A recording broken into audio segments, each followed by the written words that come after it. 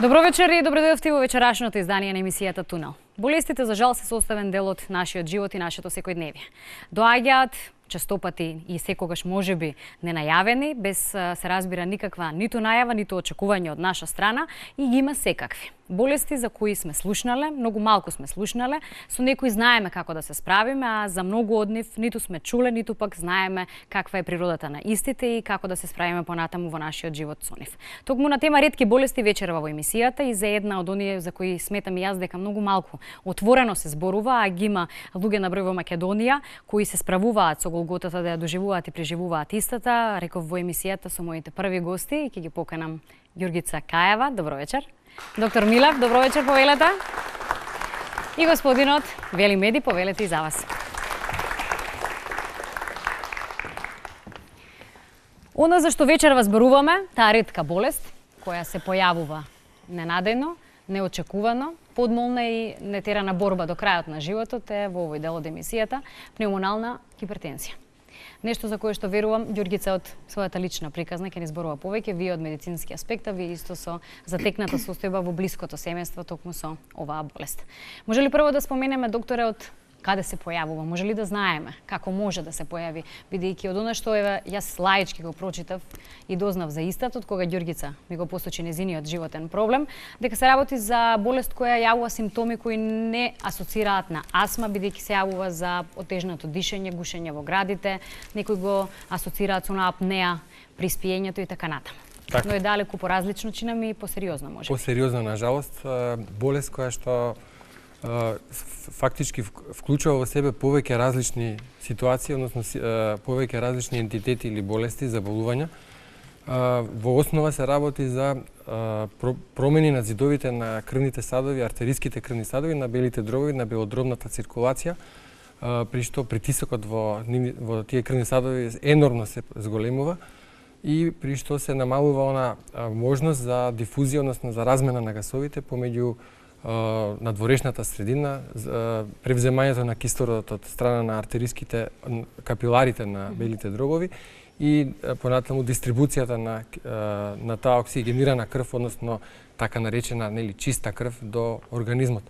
Значи тоа е една група на заболувања, не е една болест и може да се јави во различни форми, во различна возраст, во различен пол, значи не бира ни време ни возраст. Имаме ситуации каде што од рана детска возраст се појавува, има ситуации кои што се агравираат, односно некогаш и се потенцираат после бременоста, или ситуации кај од така наречените секундарни форми, каде што други системи се заболени, како што се колагенозите, односно ревматските заболувања на сврзното ткиво, пациенти кои што се болни од ХИВ, потоа во ситуации каде што имаме рецидивни, односно повторувачки тромбемболии од крвните садови на нозете, од вените на нозете. Значи, основата е една, дека во белите дробови се покачува енормно притисокот. Знаеме дека белодробниот притисок треба да биде во суштина 1/4 или 1/5 од притисокот на системската циркулација. Ако на пример едноставно кажано, ако на рака мериме притисок 120/80, во белите дробови притисокот треба да биде 25/15, грубо земено. Значи во оваа болест притисокот постепено се зголемува. Зголемувањето на притисокот доведува до промени на артериите. Промените на артериите намалуваат размената на гасовите. Промените на артериите го оптоваруваат срцето, десната страна, десната половина на срцето, се јавуваат знаци на срцева слабост и болеста која што навидум почнала од некогаш во некој ситуација од чиста мира, од без никакви претходни симптоми, зема се поголем замав и доведува до трајно оштетување на белодробното циркулаторно корито и до отежнување на животот на пациентот.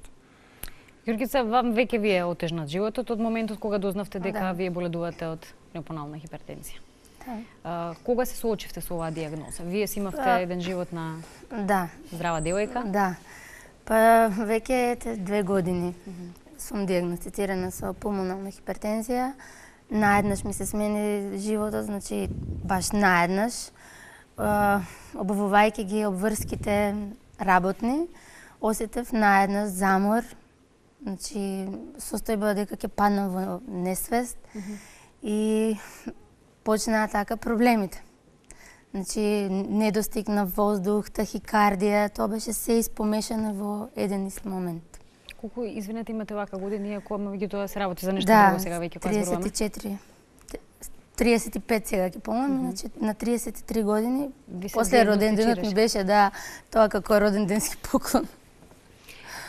Веднаш ви беше диагностицирана токму оваа болест или Па, се беше на варијанта која велам прво е асоциација за овие симптоми за кои предно ако споменав со докторот? Па вака, кај мене, јас мислам дека се диагностицира на време, пошто одма во Гевгелија, значи јас сум од Гевгелија, тргнувајќи од матичниот лекар, веднаш во кардиологија се направи испитување кое траеше на ехографско, значи некаде околу саат време, дека има зголемување на десната страна од срцето, ама сепак дека треба да се оди понатаму, дека тие не се компетентни да се потврди диагнозата.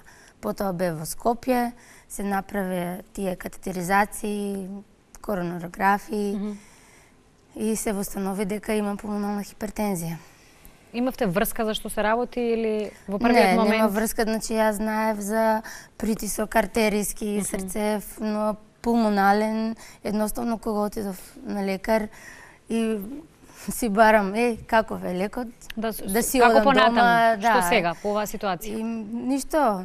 Што добивте како упатување, да речеме, Да, ништо, само ми рекол оваа болест не се лечи, има лекови, ама тие лекови овде ги нема, ќе ви дадеме тоа што тука ги има, ако има финанси, значи... борбата е ваша. Да, инаку тој лек е многу, мислам, Виагра, ствари не е лек. Со тој лек... Виаграта само лекува или постои друга опција на лек кој што може да се употреби? Или кај нас е... Нема лек, тоа е... Да. Докторе, бидејќи Прво треба да не ги збуниме гледачите. Да не ги збуниме гледачите. Да, кога се каже Виагра, да, асоцирано нешто друго. Нешто друго. Но прво и основно кога ќе се посомневате на белодробна хипертензија, основен тест и во сите гајдлајнси, во сите водичи за лекување е срцевата катетеризација. Но при таа срцева катетеризација со посебни катетри се влегува во циркулацијата на белите дробови и се мерат притисоците. Во тој тест се даваат лекови кои што доведуваат до кај нормални луѓе или кај луѓе кои што не се болни од таа болест до разлабавување на артериите и пад на крвниот притисок. Доколку тие луѓе не реагираат така на тие супстанции што се даваат за намалување на притисокот, ние ги прогласуваме или се велат дека се нон-респондер или не одговараат на вазодилатација на лекарствата и се кандидати за терапија за пулмонална хипертензија. Штом ќе добиете пациент со пулмонална хипертензија, треба да го класифицирате во некоја група, клиничка класа. Постојат 4 класи, од најлесни до најтешки. Во зависност од класата се посебните лекови. Виаграта, односно силденафилот е еден од тие лекови. Меѓутоа постојат повеќе групи на лекови и тие групи можат да се комбинираат меѓу себе како што болеста напреднува во стадиуми, така и комбинациите се поголеми, за да до 4-та класа, која што е клинички најтешка, се пациенти кои што се кандидати за трансплантација на бели дробови и срце. Би сакала еден топол аплауз и за дел од гостите кои се овде во студиото, да молам. Боледуваат од оваа болест, се борат со истата, еве на тој начин ни даваат поддршка вечерва во емисијата и повторно ќе речам, не би сакала да вечерва овде парадираме со бројка колку се што се, бидејќи секој еден е многу важен човек и би сакала секоја приказна да допре до еден од нас и да се почувствуваме дека можеби лично, нели, не допрела, да не гледаме само одстрана. Што се случи со вашиот внук, Веле? Па нашиот внук од раѓање го имаше таа болест. Аха, диагностицирана беше веднаш? Веднаш од раѓањето. Имаше 2 операции у Бугарија како бебе. Мислам, првата му беше на 1 годишна возраст и после 2 години другото го имаше, но истата болест ден денеска го држи. Со лекови колку веќе години има? 20 години има. 20 години. Од тогаш сме со лекови, како што кажа господјата, и ние сме со истите скапи лекови. Идеме кај доктор Милев сега, до сега сме биле у кардиологија, државна болница. Дали текот на неговиот живот се смени драстично сепак, односно веќе зборуваме за ситуација од раѓање, но потоа како растеше и се развиваше, дали добиваше нормален тек неговиот живот со останатите врсници слично или пак моравте да се адаптирате сепак на состојбата која си ја носи од раѓање?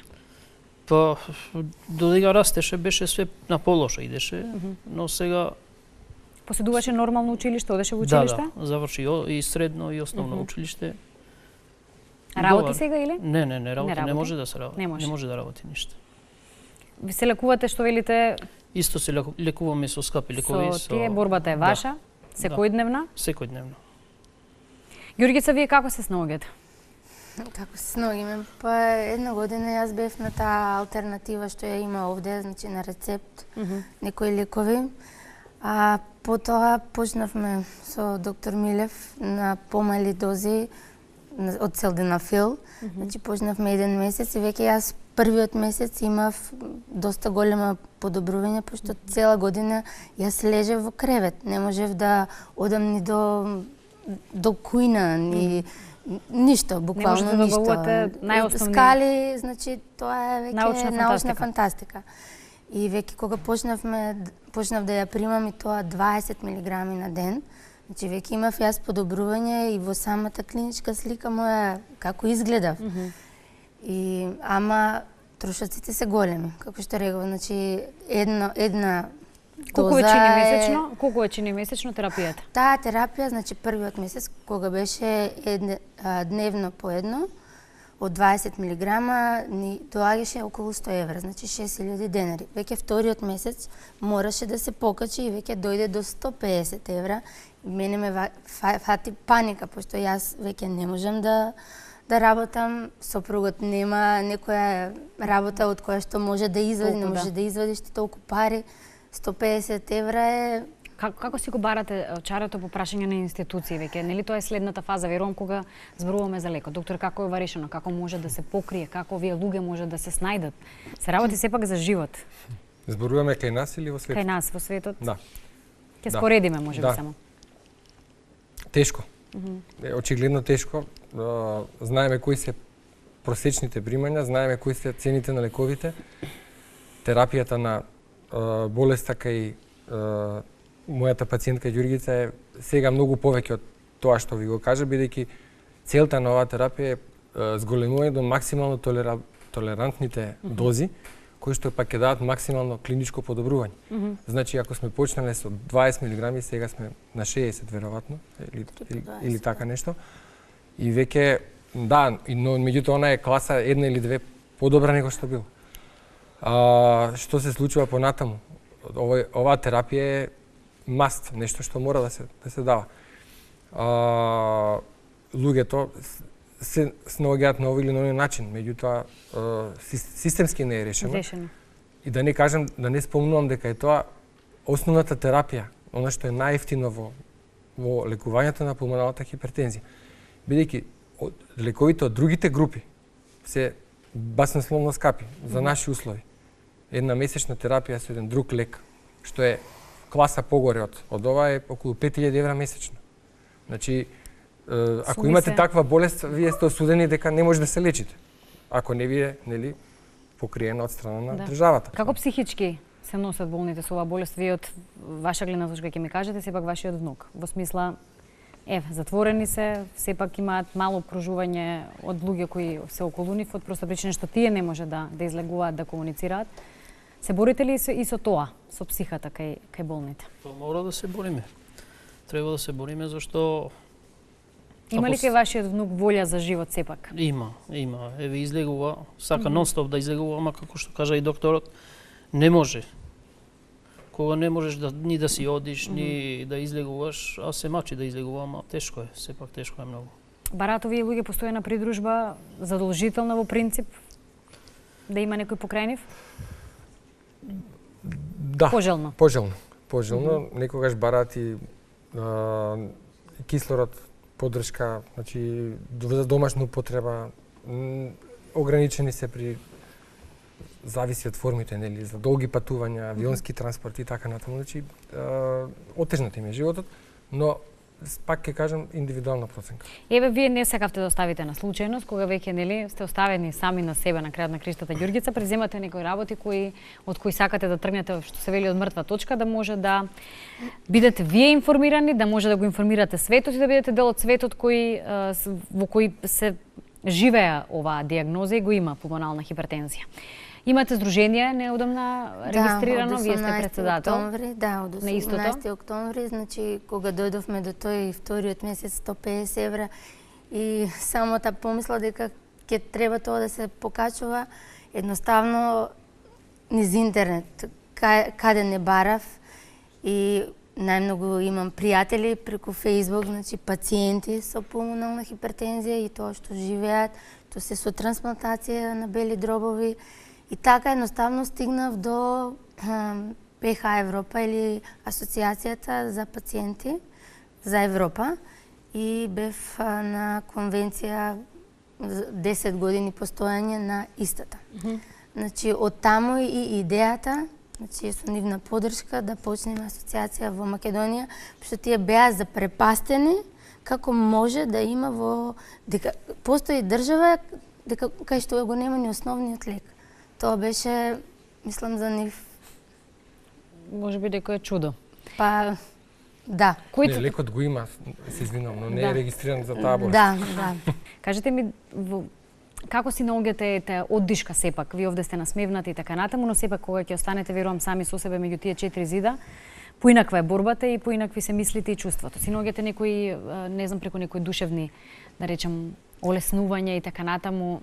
Па не, јас најмногу сум поврзана со интернет, значи сега контактирам со сите овие пациенти од европските, значи таму беа 27 земји, значи од секаде и нонстоп контактирам со нив, што ми треба, дури некогаш чекам касно навечер да си клучат они од Америка, па нешто ако ми е тешко да ми кажат, едноставно со нив комуницирам, а и имам за среќа син, 9 годишен, па исполнети и реализирани сте како како семејна жена, што се вели, поддршка исклучителна од семејството, најблиските. Детето и така. Едноставно го прифативме како нешто нормално и така и... Сега ви е најголемата борба да може да доаѓате многу полесно само до лековите, да ви бидат достапни и што се вели да биде тоа подносливо за оние домашни буџети кои пред малку ги споменавме, да не бидат толкава оптеретување за да може да функционираат овие луѓе безпрекорно во средината. Барем основните ли? Да.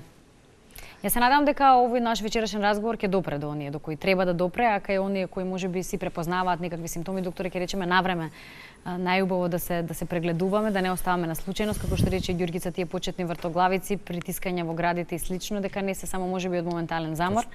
Туку навреме соочување со состојбите или пратење на состојбите на нашето тело би биле можеби најдобар индикатор што и како во истото ни се случува. Се надевам ќе ви се случуваат акции, Ѓурѓица, за будење на свеста кај секој од нас за оваа болест. Вие имате и таква агенда, како што разбрав. Да. Може на Facebook и на интернет да ве најдат. Да. И како здружение. Пурпурната боја ви е заштитен знак и зебрата. Тоа сега да прашам зошто е тоа така? Пурпурно-виолетова, да, таа е како боја за пулмоналната хипертензија. Инаку сега, моментално, ноември е месец за пулмоналната хипертензија и се е обоено пурпурно по тие асоциации европски, амерички. Инаку 5 мај е ден за пулмоналната хипертензија. Се надевам дека ќе успеам да направам нешто како настан за тој ден.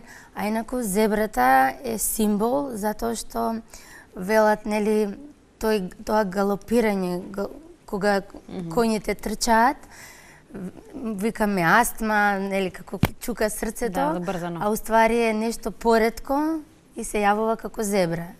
И затоа ние сме зебрите, ние сме зебрите, ретки животни. Ама сте ли убави во природата, исклучително и значајни. Така да од срце ќе ви посакам еден убав живот вам во семејството, да со леснотија ги менувате, што се вели, деновите, со леснотија да доаѓате до она што пак ќе речам ви е основно и неопходно за секој еден ден во животот. Докторе, да напредне медицината. Медицината е напредната.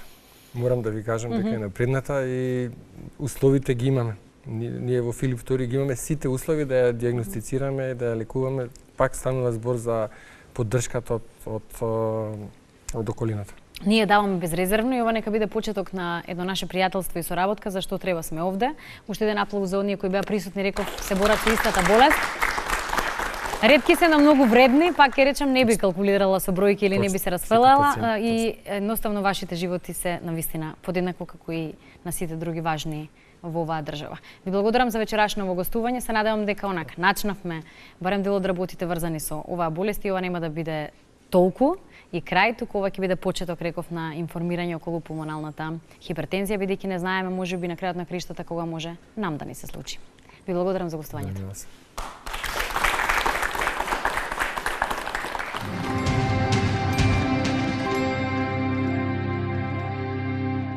Ретките болести се дефинираат под 10 пациенти на милион жители, некој ги класифицира под 5 пациенти на милион жители, но како и да е станува збор за многу малце лица. Во Република Македонија се уште не постојат регистри за овие ретки болести, кои се државна обврска и треба да почнат да функционираат. Така да ние имаме сознание преку Сдруженијето на пациенти кај што сме оствариле контакти дека се моментално 3 лица со вакво заболување во Република Македонија. Зборам за понапредната фаза каде што треба да се користат определени лекарства кои не се достапни во моментов, а доколку станува збор за почетни фази и рано диагностицирање, сигурно тој број би бил малце поголем. Ниеден здравствен систем нема направено решение за да може да ги излекува сите болести.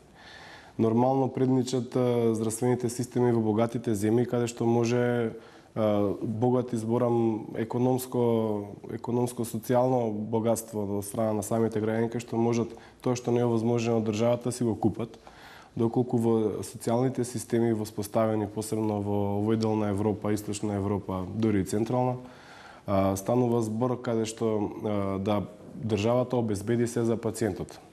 Оваа терапија по некои пресметки за овој тип на заболување доаѓа негде до 30.000 евра годишно. Во зависност во каква фаза е болеста и кои лекарства се користат. И сепак не се оставени сами на себе и секоја година се носи програма од страна на владата кај што со определена сума се покриваат определени типови на заболувања за да може да се набават овие лекарства. Пак ќе кажам, проблемот е со тоа што тие лекарства се наменети пред се за некоја друга болест, не за оваа, па тука доаѓа до коализија во самата законска рамка, каде што некогаш и самите здравствени установи се со врзани раце. Доколку конкретно станува збор за оваа болест, Република Словенија има голем помак направено во делот на позитивната листа, таму не се бараат регистрационите решенија, туку народски кажано секој лек е на позитивната листа и има определени што се без доплата, определени лекови со доплата, но како и да се обезбедени на позитивната листа, но мора да напоменеме дека нивниот буџет за здравство на самиот фонд за здравство изнесе колку нашиот централен буџет, така да тоа е голема дискрепанца во разлика на бројките и с оглед на тоа дека станува збор за земја од Европска унија и земја претендент која што до прва треба да се развива.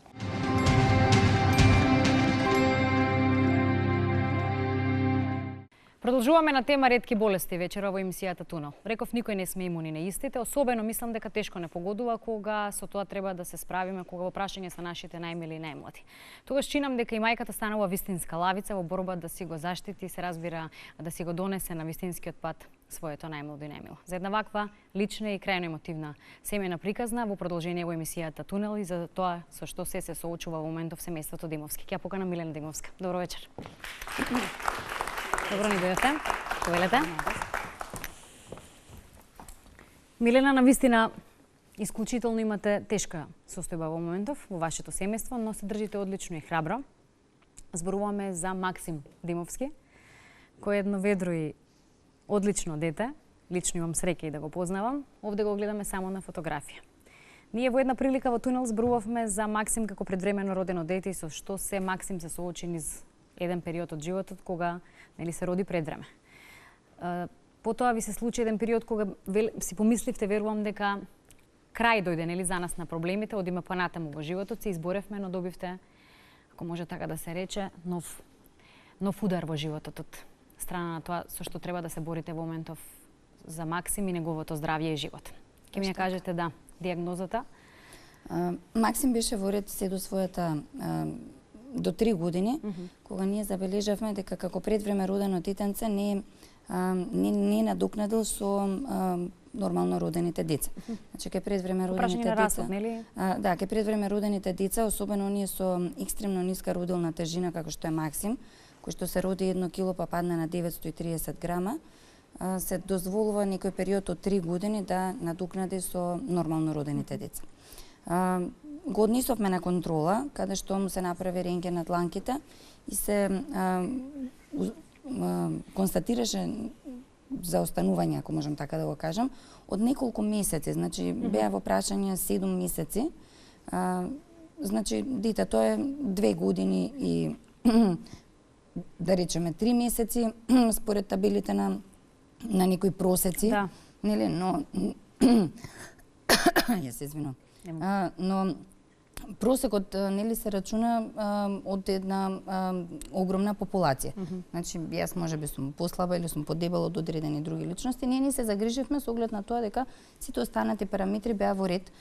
Особено она што најмногу не загрижуваше она што најмногу се плашеа докторите, тоа е менталниот развој. Значи, на проценката на неговиот ментален развој се процени дека детето е дури понапредно од она негова реална возраст. На 3,5 години, тоа се случи минатото лето, ние забележавме дека Максим добива оточење околу очињата, што по консултации со близок педијатар ни кажа дека најверојатно се должи на некаква несоодветна филтрација на бубрезите. Ние мислевме дека од топлината, бидејќи стануваше збор за летно време и дека летно време нели од топлото, од дехидрација и така натаму може да се случат отоци, но кога мојот сопруг подхитно го однесе на контрола на нефрологија на детска клиника кај професор Кузмановска, се воспостави диагноза протеинурија. Тоест бубрезите пропуштаат протеини во мокрачата и тие не одат во организмот и затоа понатаму има и заостанување во растот. И сега професор Кузмановска во тој даден момент се сети на предавање кое што не долго претходно го има слушано од професор Богдановиќ од Белград во врска со Шимке синдромот. На тоа предавање било кажано дека овој Шимке синдром се манифестира со бубрежна инсуфициенција, тоа е крајниот стадиум, кој што започнува со протеинуријата и со низок раст и одредени деформитети на скелетот. Затоа е направена рентген снимка на скелетот на Максим, во Сестина се направи приватно, каде што докторот, рентгенологот, констатираше дека таков рабет не може да се развие, дека во најмала рака тој ќе остане џуџе, туку напротив и ќе се случат други деформитети на скелетот, како што е згрбавување и инвалидски колички се спомнува и така натаму. И бидејќи Богдановиќ беше оној кој што е референтен доктор, да кажем, за оваа диагноза, ние истиот ден отидовме за Белград со Максим. Богдановиќ со оглед на тоа дека беше лето и дека беше по одмори, го најдовме каде што го најдовме и го прегледа детето и по бемките, не знам ние точно како, констатираше дека станува за Шимке синдром, а во искуството своето има видено 3 деца во животот со оваа диагноза, од кои што мислам дека само едно било тука на Балканот, а другите дечиња ги видел на свој престој во Германија. Значи, со моето понатамошно истражување... Се препознаваат, односно, пошто ги препознаваат? Значи, ние бевме шок, не знаеме ни за што станува збор, нити има некои доследни информации, бидејќи станува збор за екстремно ретко генетско заболување, така и крстено, кое што се среќава пред се во Германија. Значи, докторот Шимки, 1971 година, забележува група на пациенти кои што ги имаат истите симптоми и истражува одреден ген и забележува дека смаркал еден ген од хромозом 6, мислам и хромозом 18 на ДНК-та, имаат одредена мутација. Значи со таа технологија која што тој можел у тоа време да ја види. И од 71 година до ден денешен забележани се околу 40 случаи во светот. Повеќето нив починати.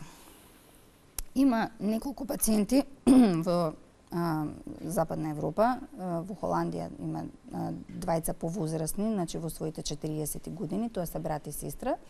И во Германија има се останатите пациенти. Во моментот се одговорни доктор Ерхат во Хановер и негов соработник Живечњак, кој што по некоја случајност е и Хрват, па јас кога му се јавив на телефон си разговаравме на српски и се разбравме за многу работи. Прво, каде ви е дилемата? Кај ви е? Прво дилемата беше, мојата дилема беше, јас тргнав од еден многу поинаков аспект на медицината. Значи, јас тргнав од аспект на да не земам здраво за готово, што би се рекло, туку јас да бидам во состојба да ги спрашувам докторите. И се фатија во замка. Значи, во неколку работи ни се сложивме и се најдоа во ситуација каде што немаат одговор. Тоа мене многу ме револтираше, затоа што кога за нешто се нема одговор, во Македонија особено, немаат доблест да го признаат тоа и да кажат не знам, туку напротив се стават во улога на кумови, па се крстат разни синдроми и појави и се опишуваат симптоми, а не се дава диагноза. Значи, кажувањето дека детето има протеинурија, тоа е опишување на симптом, тоа не е диагноза. Кажувањето дека детето има проблеми со ребетот е повторно опишување на симптом. Тоа не е диагноза, значи нити се кажува од што е предизвикано, нити се кажува каде е проблемот. Значи ти можеш да имаш проблеми со скелетот, меѓутоа можеби проблемот да е во јетрата, например. Така јас почнав да истражувам и терапијата која што беше препишана, која што јас пред неколку дена добив гласно смеење по телефон од други експерти во Германија, не му ја давав. Туку напротив, ние го сменивме... Кој ви ја диагностицираше? Богдановиќ во Белград. Така. Значи, на максимум се доделени Енел Април. Што подразбира терапијата? Ево сега ќе ви кажам. Значи, Енел Април, кој што лек, пред 2 дена, докторот ми се изнасмеа од Германија и ми рече дека тој лек воопшто не се дава на деца. После тоа е доделени 2 типа на диуретици, кои што јас се напив, за да им докажам на што ќе личи здрав човек да се напие диуретик, а не детенце кој што има 10 килограми. Доделен му е аспирин и уште неколку пропратни терапии кои што јас не ги давав. Не ги давав од причина што верував дека доколку се смени начинот на живот и дека целата проблематика и за други болести, но конкретно сега за моје дете, е настаната од стилот на живот. И така ние станавме вегани и резултатите веднаш се покажа. Максим после 6 недели порасна 3 сантима, што не веруваа дека може да се случи и немаше никакви знаци од болест. Во меѓувреме се случи нешто друго, ми се роди уште едно детенце пред време, под големо инсистирање на професорот Богдановиќ од Белград да се извади тоа дете и да се умртви, затоа што би било генетско заболувањето. Јас не се служив на тоа нормално, меѓутоа стресот беше толку голем да бебето се роди здраво и право, за жал пред време, беше одреден период во болница, но си дојде здраво дома и целото тоа, тој тежок пороѓај и пореметувањето што ни се случи во семејството влијаеше на Максим да му се измести редот, да кажам, и нормално да почнат да се појавуваат симптомите на иницијалната болест. Така, во јануар, кога му правевме анализи, беа сосема во границите на нормала, но ние повторно забележавме оточење на неговите очиња и нормално не растеше со оној прогрес кој што го видовме летото. Кога започнавте со храната практично? Да.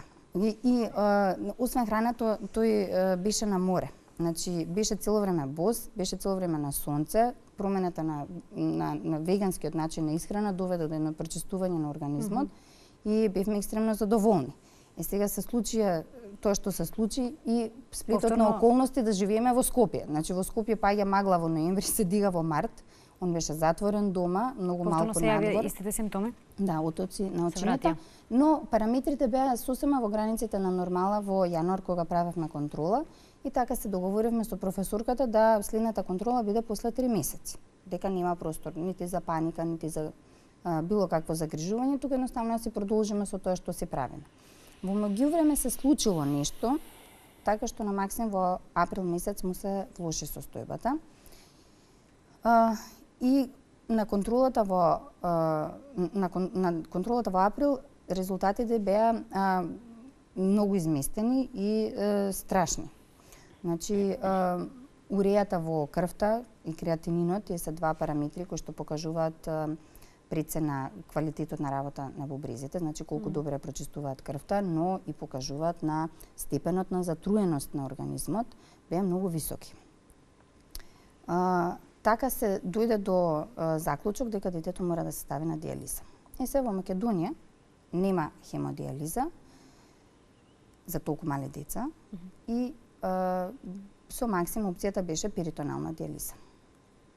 Перитоналната диализа се прави преку стомачната мембрана, каде што се вградува катетер, се аплицира преку апарат за перитонална диализа, се вбризгува одредена количина на диализат, кој што е раствор, воден раствор со гликоза и одредени други натриум состојки, кои што по пат на реверсибилна осмоза, не се ни разбирам јас точно, ги врзува штетните материи од организмот. За да ги сврли. И после тоа апаратот пумпа надвор и ги исфрла. Така на Максим, на 15 мај, му е направена операција за вградување на катетерот.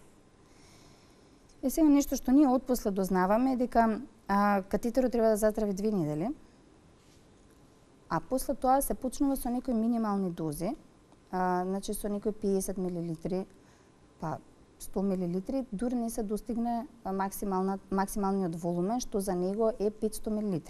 Како е тоа прерачунато, не знам, врз основа на возраст, килажа и така натаму.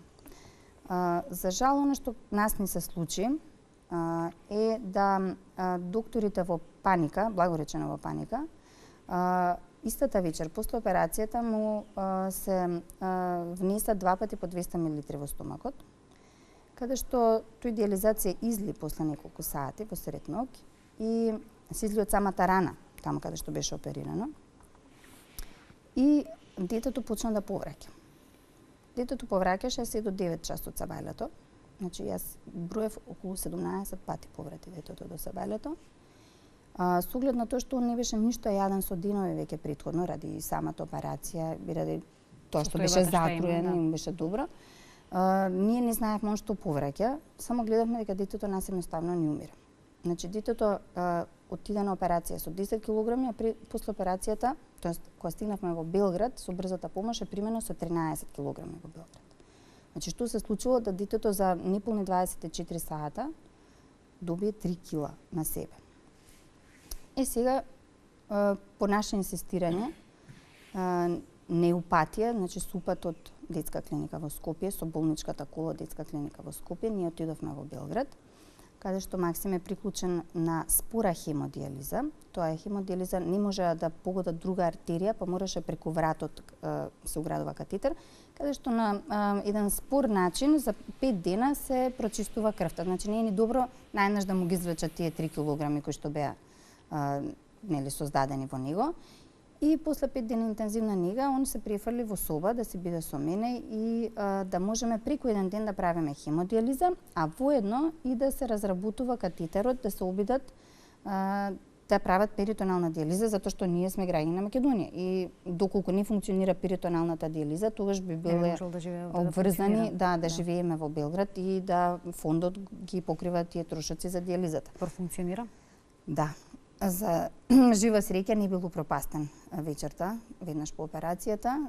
Тоа се сомневаат докторите во Белград, дека најверојатно по убацувањето на тие 400 мл вечерта е упропастен катетерот и самата мембрана. Но за жива среќа тоа си профункционира и после 2 недели ние престанавме со хемодиализата. Хемодиализата е многу болна работа. Особено затоа што неговиот катетер беше пласиран на вратот. Сепак е многу мало дете, се работи за детот.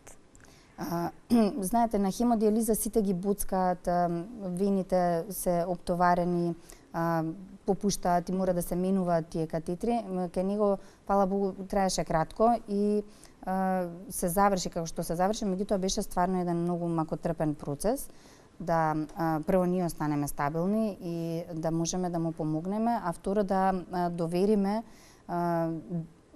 да си го довериме нашето детенце повторно на докторите кои што И покрај тоа што имаат многу посовршена технологија од нашата во Македонија, сепак си признаваат и самите дека станува збор за многу назадена медицина во споредба со она што нашето дете би требало да добие, а тоа е третман во Германија. Состојбата на Максим во моментов е таква да мора да се направат оперативни зафати, односно лекување во Германија. Тоа е начелно препораката од Белград. Значи ние кога ќе стигнеме во Германија не знаеме што ќе Заминувате скоро? Да. За некој ден? Да. Она што се прави, се подготвува, е она што сакаме да го поддржиме, да бидеме максимум хумани за Максим. Кампањи кои вие како семејство ги потегнавте, барајќи си реков повторно помош и чаре за вашето дете, бидејќи тука семејството е она главното што се вели, посебно кога се работи, пак ќе речем, кога е борба за нашите деца.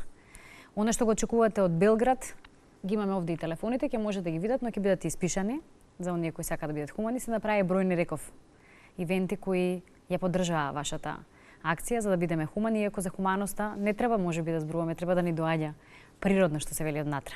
Во Белград ве очекува процес на лекување, иако исходот од таму не ви го ниту гарантираат, ниту Не, они баш напротив ни рекоа дека прво и основно не би не примиле повеќе со нашиот апарат. Значи тоа се стои во отпуснато писмо од последниот пат од Белград, а второ ни рекоа дека ние можеме да ви ги замачкуваме симптомите. Тоа значи ако има висок притисок, му даваме апче за снемување притисок. Ако има тромб во срце, му се даваат клексани или ви даваат ли реално одговор на состојбата во која е?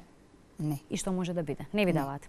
И се оградуваат Дека да ќе ви дадат да лажна дадат било надеж или какви било заклучоци и предвидување. Истото се случи во Загреб. ниту може да ви кажат Не. како низ години ви редоследно Не. може да се случуваат Не. нешта. Прво немаат искуство.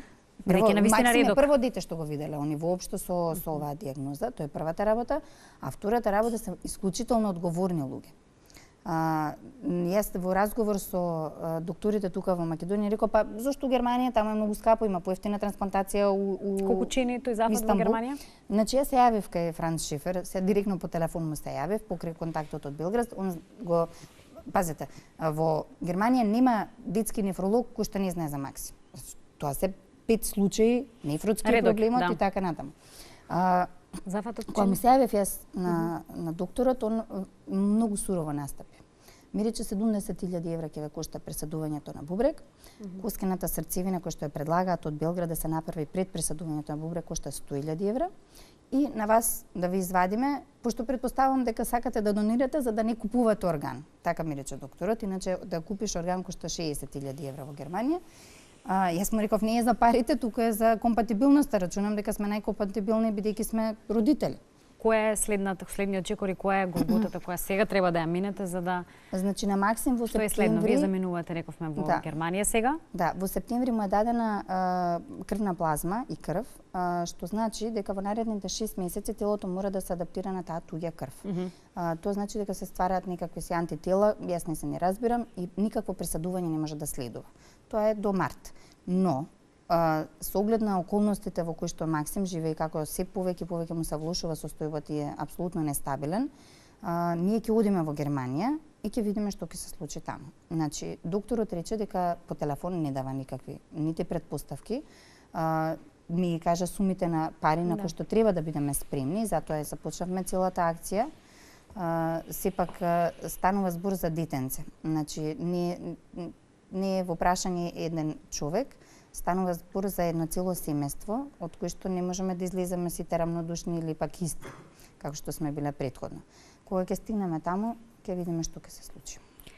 Ние сме овде за поддршка пред се и еве да подразбудиме колку што може повеќе кај секој од нас хуманоста да проработи повеќе, бидејќи како што реков и во најавата на емисијата, не знаеме кога и што може во животот да ни се случи, што може да не најде и во каква борба треба да се најдеме. Пак ќе речам, мечиното срце и борбата е голема, станува вистинска лавица. Гледам дека како лавица си се борите за опственото дете, вие и вашето семејство, и од мајчински на крајот на криштата аспект ви посакувам во следната прилика да се видиме и со Максим, како што беше, како што го паметам, нели, весело срекна детенце кој е исклучително комуникативно во таа состојба и уште се разбира побудени, поосвестен за годините кои си ги има, да се сретнеме и да зборуваме за далеку побави работи. Жал ми е што ова го преживувате, но еве ова е еден дел од онаа поддршка која ние можеме медиумски да ви ја дадеме во оваа ваша голема борба. А вие? се заблагодарувам на сите хумани луѓе кои што помагаат и сочувствуваат со едно семејство кое што не сме нити уникатни, не сме нити први, нити последни. Се случуваат многу разни нешта и неубави со убав крај за секого, како што и посакуваме. Да. Се надеваме да дојдеме со едно позитивно искуство, каде што понатаму ќе може тоа искуство да помогне и на другите дечиња во Македонија. Ви благодарам, Милена. Реков вие, Максимум Хумани за Максими. Ви благодарам што вечера бевте од емисијата Тунел, во која зборувавме за ретките болести.